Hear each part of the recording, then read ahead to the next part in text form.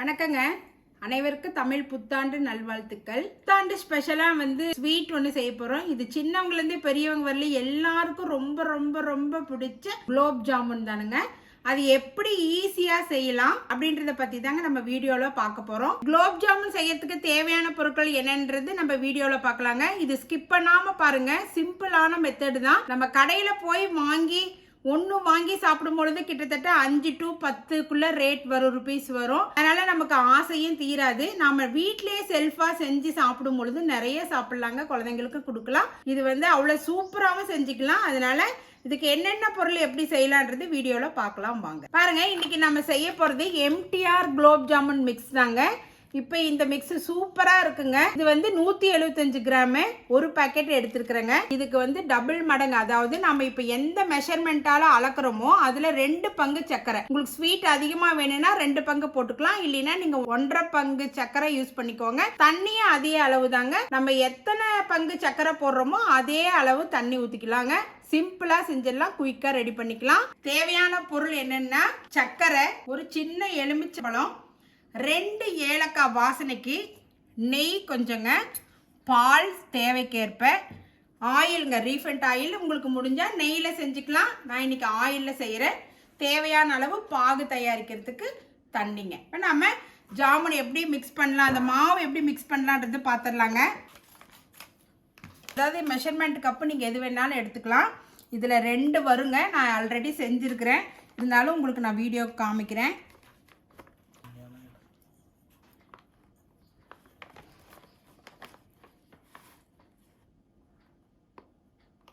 பாருங்க, 2 கப்பு. இப்போ இந்த 2 கப்பை எடுத்துக்கிட்டு ஒரு பாத்திரத்தில் போட்டு, ட்ரையான பாத்திரத்தில் போட்டு நல்லா இந்த கட்டியை உடச்சி விட்டுருங்க. நல்லா ஒரு சின்ன கட்டி கூட இருக்கக்கூடாதுங்க. அப்படி கட்டியோடு நீங்கள் செய்யும் பொழுது உங்களுக்கு ஜாமுன் உடஞ்சி வரும். அதனால் நல்லா இப்படி உடச்சி விட்டுட்டு அப்புறமா நம்ம மிக்ஸ் பண்ணிக்கலாங்க. கட்டியெல்லாம் உடச்சாச்சுங்க. இப்போ பாருங்கள், ஒரு 1/2 டம்ளர் பால் இருக்குது. இவ்வளோ தேவைப்படாது. நம்ம கொஞ்சம் கொஞ்சமாக ஊற்றி தான் பிசையணும். ரொம்ப தண்ணியாக போயிட்டாலும் ஜாமுன் அப்படியே கூழ் மாதிரி ஆகிடும். அதனால் நீங்கள் கவனமாக செய்யணுங்க இந்த மெத்தடு. ஃபுல்லாக அப்படியே ஊற்றிடாதீங்க, கொஞ்சம் கொஞ்சமாக ஊற்றி பிசைஞ்சுக்கோங்க. நல்லா ஒரு சப்பாத்தி மாவு பதத்துக்கு, ஆனால் கெட்டியாக இல்லாமல் நல்லா இந்த விரலில் மட்டும் பிசைஞ்சு கொடுங்க. உங்களுக்கு பால் பிடிக்காதுன்னா நீங்கள் நார்மல் தண்ணி கூட ஊற்றி பிசைஞ்சிக்கலாம். இதெல்லாம் தாங்க ஒரு நல்ல சூப்பரான மெத்தடு. ஃபாலோ பண்ணிங்கன்னா அருமையான ஜாமுன் கிடைக்கும். பாருங்கள், கொஞ்சம் கொஞ்சமாக ஊற்றி பிசைஞ்சிக்கலாம். நமக்கு 1/2 டம்ளர் பால் இதுக்கு சரியாக போச்சு. நீங்கள் இந்த மாதிரி சாஃப்டாக நல்லா சப்பாத்தி மாதிரி உருண்டை மட்டும் பிடிச்சிருங்க. இப்படி நல்லா சுற்றி பண்ணிவிடுங்க. உதிரி உதிரியாக இருக்குதுன்னு பார்க்காதீங்க. அது நல்லா ஊறி வரும் பொழுது நமக்கு கரெக்டாக இருக்கும். இது மேலே மாவு கொஞ்சம் ட்ரை ஆகாமல் ஒரு 1/2 மணி நேரம் ஊறணுங்க. அதனால் ஒரு 2 ஸ்பூன் நெய் போட்டுக்கோங்க. நல்லா உருக்குன நெய்யாக போடுங்க, கெட்டியாக போடாதீங்க. இப்படி எல்லா பக்கம் அப்ளை பண்ணி விட்ருங்க. இது ஒரு நல்ல 1/2 மணி நேரம் ஊறட்டும். மூடி வச்சிடலாங்க. மூடி வச்சுட்டு இப்போ பாகு நம்ம தயார் பண்ணிக்கலாங்க. இப்போ இந்த டம்ளரில் நாம் 2 டம்ளர் அளந்துருக்குறோம். இப்போ 1:2ங்க. இப்போ 2 டம்ளருக்கு நம்ம 4 டம்ளர் சர்க்கரை எடுத்துக்கலாங்க.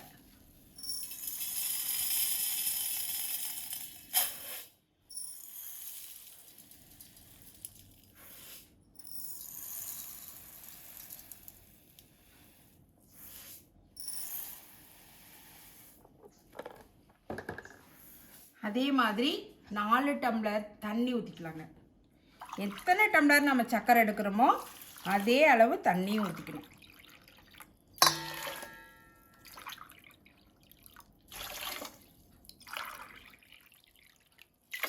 உங்களுக்கு ஸ்வீட் அதிகமாக பிடிக்காது அப்படின்னு நீங்கள் யோசிச்சிங்கன்னா 1/2 டம்ளர் குறைச்சிக்கோங்க. அது எந்த டம்ளர் எத்தனை அளவு சர்க்கரை எடுக்கிறீங்களோ அதே அளவு தண்ணி ஊற்றிக்கோங்க. அவ்வளோதாங்க. இது ஒரு 10 நிமிஷம் நல்லா சர்க்கரை கரைஞ்சி நல்லா ஒரு 10 நிமிஷம் கொதிச்சு, ரொம்ப முருகல் பாகு போடக்கூடாதுங்க. இப்படி நம்ம கையில் தொட்டோம்னா பிசுபிசுப்பு தன்மை வரும். நல்லா கொதிக்கும். இப்போ பாருங்கள், இப்போ எப்படி இருக்குது, மைல்டாக இருக்குங்களா? தண்ணி கொதிக்காமல் சர்க்கரை உள்ளே இருக்குது. இது கரைஞ்சதுக்கு அப்புறம் நல்லா குட்டி குட்டி பபிள்ஸ் வந்து நல்லா கொதிக்கும். அந்த ஸ்டேஜில் நம்ம ஸ்டவ் ஆஃப் பண்ணிடலாம். அப்போதான் நமக்கு நிறைய பேர் பார்த்தீங்கன்னா ஜாமுன் நல்லா செஞ்சதுக்கப்புறம் எடுத்து கடிக்கும் போது நடுவில் வந்து வேகாமல் ஒரு மாதிரி ஊறாமையே இருக்கும். அந்த மாதிரி இல்லாமல் இது சூப்பராக செஞ்சுக்கலாம். இதே மெத்தட் நான் சொல்கிற மெத்தடை ஃபாலோ பண்ணி செய்யுங்க. இப்போ நல்லா சர்க்கரை கரைஞ்சி அந்த பபிள்ஸ் வரும்போது நான் உங்களுக்கு காமிக்கிறேங்க. பாருங்கள், நல்லா சர்க்கரை கரைஞ்சி ஒரு 5 நிமிஷம் இந்த மாதிரி நல்லா பபிள்ஸ் வர அளவுக்கு கொதிக்க வச்சிடணும். கொதிச்சதுக்கு அப்புறமா இப்படி தொட்டு பார்த்தீங்கன்னா பிசு பிசுன்னு இருக்குங்க. அதாவது கம்பி பதெல்லாம் பார்க்கக்கூடாதுங்க. இப்படி நம்ம தொட்டாவே நல்லா தெரியுங்க, ஒரு பிசு பிசுப்பு தன்மை இருக்கும். இந்த மாதிரி ஸ்டேஜில் நம்ம ஸ்டவ் ஆஃப் பண்ணிடலாங்க. ஆஃப் பண்ணிவிட்டு நம்ம 2 ஏலக்காய் கட் பண்ணி, உங்களுக்கு ஃப்ளேவர் ஏலக்காய் பிடிக்கும்னா போட்டுக்கோங்க. 2 சும்மா அப்படியே தட்டி போட்டுறேன். இது கூட கொஞ்சம் எலுமிச்சம்பழ ஜூஸ் விட்டுக்கலாங்க. பாகுப்பதம் அதிகமாக போச்சுன்னா நல்லா உறிஞ்சாது. அது மிதமான சூட்டில் அப்படியே அந்த தன்மை மாறாமல் வச்சுருக்கிறதுக்காக சும்மா ஒரு 2-3 ட்ராப்ஸ் அவ்வளோதாங்க எலுமிச்சங்காய் சாறு பிழிஞ்சு விட்டுக்கலாங்க. அவ்வளோதாங்க, பாகு ரெடி ஆயிடுச்சு. இப்போ நம்ம ஆஃப் பண்ணிவிட்டு ஜாமுன் பொரிச்சு எடுத்துடலாங்க. பாருங்கள், இது ஒரு சைடு அப்படியே வச்சிடலாம், வச்சு மூடி வச்சிடலாம். சூடாகவே இருக்கட்டும். இப்போ நம்ம அதுக்குள்ளே ஸ்டவ் பற்ற வச்சு ஜாமுன் பொரிக்கிறதுக்கு தேவையான அளவு எண்ணெய் ஊற்றிடலாங்க. உங்களுக்கு விருப்பம் தான் நீங்கள் நெய்யில் கூட பொரிச்சுக்கலாங்க, இன்னும் சூப்பராக இருக்கும். நான் இன்றைக்கி ஆயில் ஊற்றுறேங்க. ஒரு 1/4 லிட்டர் இருந்தால் போதும். எக்ஸ்ட்ரா போனாலும் பிரச்சனை இல்லைங்க, நிறைய போட்டு எடுத்துக்கலாம். ஆயில் கொஞ்சம் மாவு தொட்டு நம்ம கையில் நல்லா அமுத்தி உருண்டை பிடிப்போம் இல்லைங்களா, அது கொஞ்சம் ஆயில் எடுத்துக்கிறேங்க. பாருங்கள், நல்லா 1/2 மணி நேரம் ஊறிடுச்சு மாவு. இங்கே பாருங்கள் எவ்வளோ சாஃப்டாக இருக்குது. நாம் பிசையும் பொழுது கொஞ்சம் ஹார்டாக இருக்குது. இப்போ பாருங்கள் எவ்வளோ சாஃப்டாக இருக்குது. இப்படி இந்த மாதிரி ஸ்டேஜில் நாம் நல்லா எண்ணெய் தொட்டுக்கோங்க. எண்ணெய் தொட்டுட்டு இப்படி நல்லா அமுத்தி பிசைஞ்சிக்கலாம்.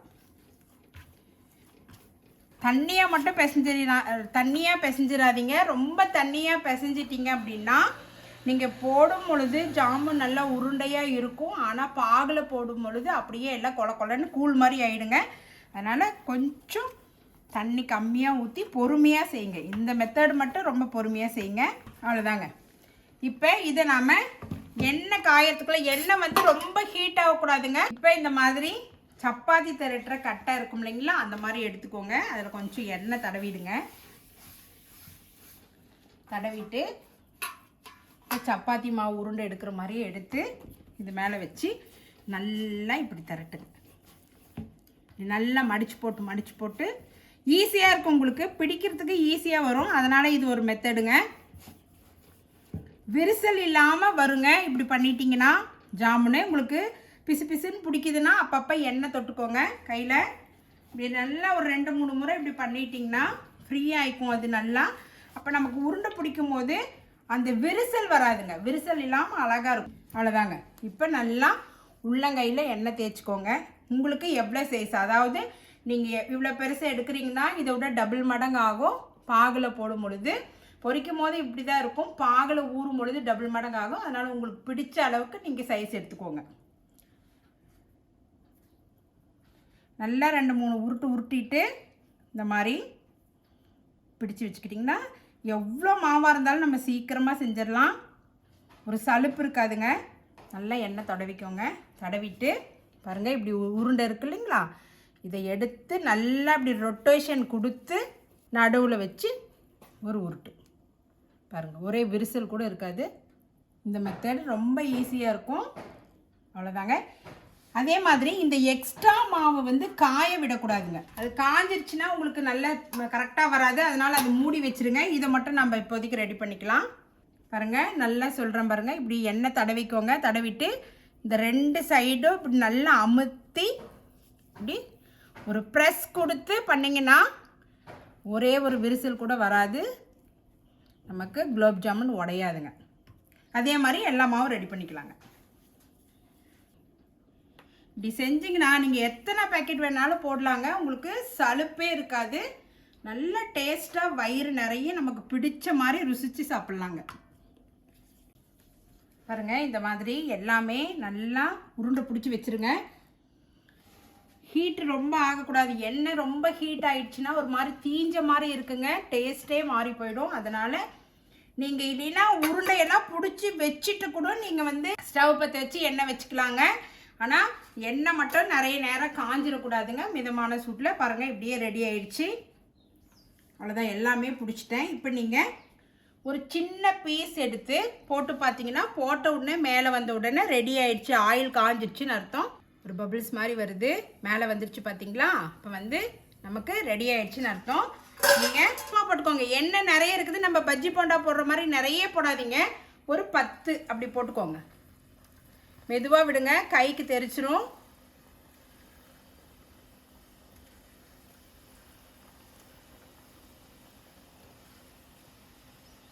எண்ணெய் இருக்குதுன்ட்டு நிறைய போட்டிங்கன்னா அது நல்ல ரொட்டேஷன் ஆகி வராது. அதனால் இந்த மாதிரி ஒரு ஸ்பூன் மாதிரி ஒரு கரண்டி எடுத்துக்கோங்க. எடுத்துகிட்டு மெதுவாக இப்படி நகர்த்தி விடுங்க.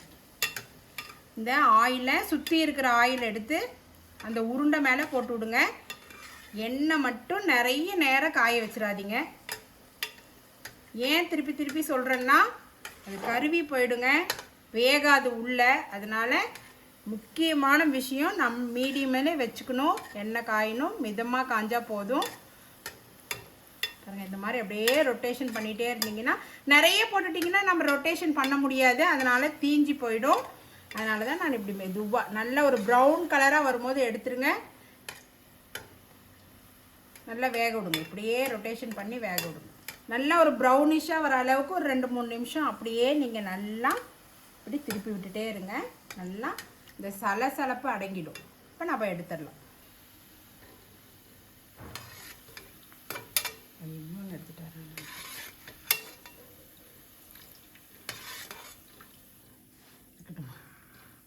பாருங்க, இது நல்லா ப்ரௌனாக தீயக்கூடாது. இந்த ஸ்டேஜில் எடுத்து கொஞ்சம் சூடு ஆறுட்டுன்ட்டு வச்சுட்டு அப்புறம் பாகில் போட்டுக்கலாங்க. கொஞ்சம் ஆறட்டும், ஒரு 2-3 நிமிஷம் ஆறட்டுங்க. அடுத்து நம்ம போட்டுக்கலாங்க அடுத்த உருண்டை.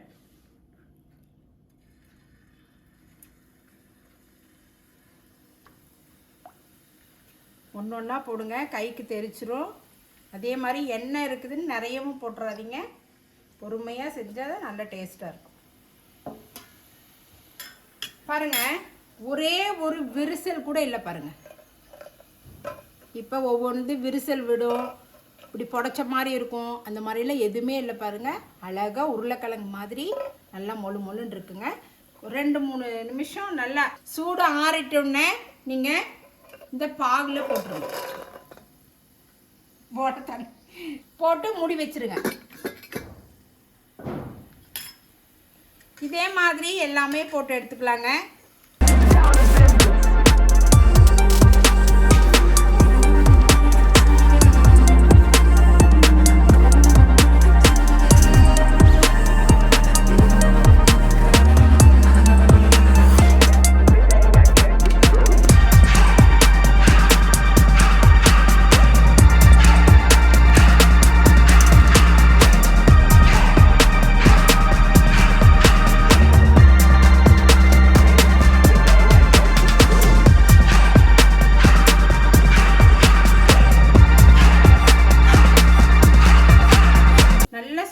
இருக்கணும் பாகு. ஆறி இருந்தால் கூட லேசாக நீங்கள் சூடு பண்ணி போட்டுக்கோங்க. இந்த மெத்தடில் செஞ்சிங்கன்னா நம்ம பாகு காய்ச்சி வச்சு இந்த உருண்டை போட்டு எடுக்கிறதுக்கு கரெக்டாக இருக்கும். திரும்ப நம்ம பாகு சூடு பண்ண வேண்டியதே இல்லை. இந்த மாதிரி மெத்தட் ஃபாலோ பண்ணி செய்யுங்க. நான் எல்லாம் முடிச்சுட்டு உங்களுக்கு ஜாமுன் ரெடி பண்ணி எப்படி இருக்குன்ட்டு காமிக்கிறேங்க. அருமையான ஜாமுன் ரெடி ஆயிடுச்சு பாருங்கள். இது கரெக்டாக ஒரு அரை மணி நேரத்துலேயே நல்லா ஊறிடும். இருந்தாலும் நல்லா ஒரு 1 ஹவர், இன்னும் ஒரு 1 ஹவர் சேர்த்தி நல்லா ஊறினதுக்கப்புறம் ஆற வச்சு சாப்பிட்டோம்னா இன்னும் சூப்பராக இருக்குங்க. அருமையாக ரெடி ஆயிடுச்சு. வாசனை அப்படியே கமன்னு இருக்கு. இங்கே பாருங்கள், ஒரு பீஸ் கூட உடையல.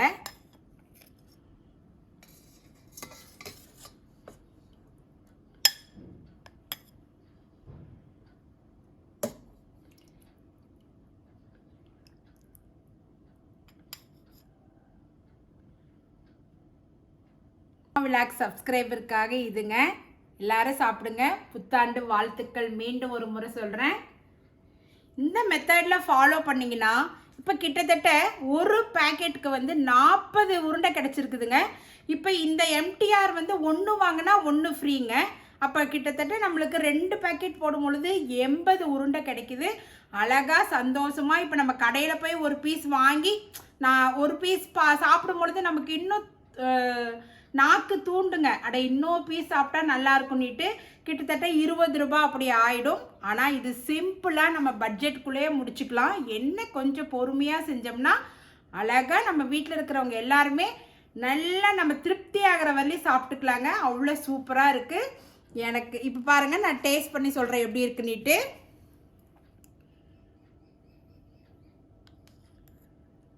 பாருங்கள்,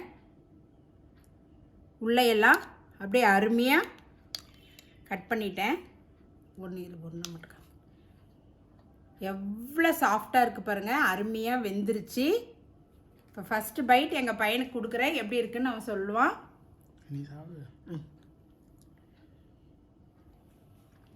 அப்படியே கரைஞ்சிருச்சு. அப்படியே கரைஞ்சிருச்சு. போட்ட உடனே கரைஞ்சிருச்சுங்களாங்க. ஸ்வீட்டு அதிகமாக இருக்குது. போட்ட உடனே கரைஞ்சிருச்சு. அவ்வளோ டேஸ்ட்டாக இருக்குது. நான் டேஸ்ட் பண்ணி சொல்கிறேங்க.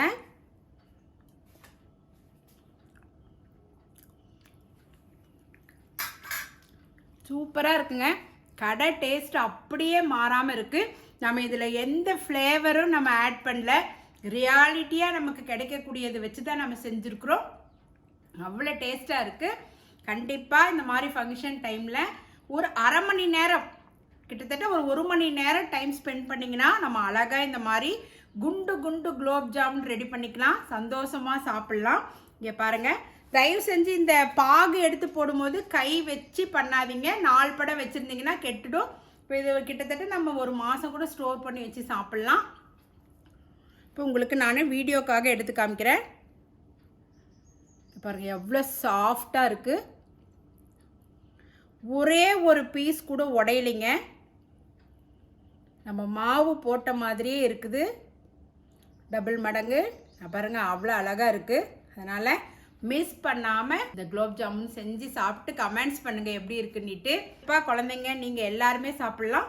உங்களுக்கு ஸ்வீட் அதிகமாக இருக்குதுன்னா 1க்கு 1.5 போட்டுக்கோங்க சக்கரை அளவு. அதே அளவு தண்ணி ஊற்றிக்கோங்க. 2 போட்டால் கொஞ்சம் அதிகமாக இருக்குன்னு யோசிக்கிறவங்க இந்த மாதிரி மெத்தட் ஃபாலோ பண்ணிக்கோங்க.